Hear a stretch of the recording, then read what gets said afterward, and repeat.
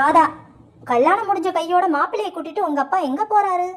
கல்யாண பெண், நான் எப்படி மனைவி கிட்ட அடங்கி போறேன்னு பாருங்கன்னு காட்டுறதுக்காக இருக்கும். தோழி 1, நான் எது செஞ்சாலும் என் மாமியார் குறை சொல்லிக்கிட்டு தான் இருப்பாங்க.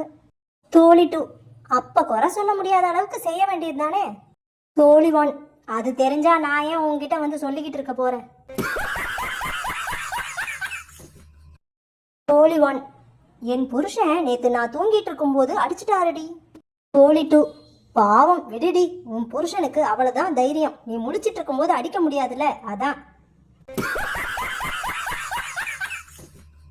தோழி 1, வீட்டுக்கு வந்த என் அம்மா என் சமையலை சாப்பிட்டு நேத்து முழுக்க சிரிச்சுக்கிட்டே தான் இருந்தாங்கடி.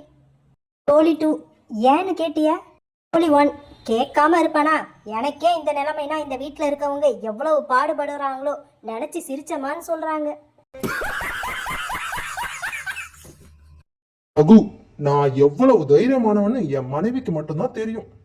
பாபு, எப்படி சொல்ற? ரகு, அவ எவ்வளவு அடிச்சாலும் தாங்கிக்கிற ஒரே ஆளு நான் தான்னு அவளுக்கு தெரியாதா? தோழி 1, ஏண்டி உன்னோட வீட்டுக்காரர் வேலைக்கு போகாம வீட்லயே இருக்காரு, என்னன்னு கேட்க மாட்டியா? தோழி 2, நீ வேற தேவையில்லாம அதையான் கேட்கணும், அப்புறம் வீட்டு வேலையெல்லாம் யாரு செய்வா? மனைவி, என்னங்க நேத்து என் கனவுல பேய் வந்துச்சு, அது என்னை பார்த்து ரொம்ப நேரமா சிரிச்சுக்கிட்டு இருந்துச்சு, என்னவா இருக்கும்? கணவன், இது கூடமா தெரியல? நம்மளோட பெரிய பேய் ஒண்ணு இந்த வீட்டுல வாழ்ந்துகிட்டு இருக்குன்னு சிரிச்சிருக்கும்.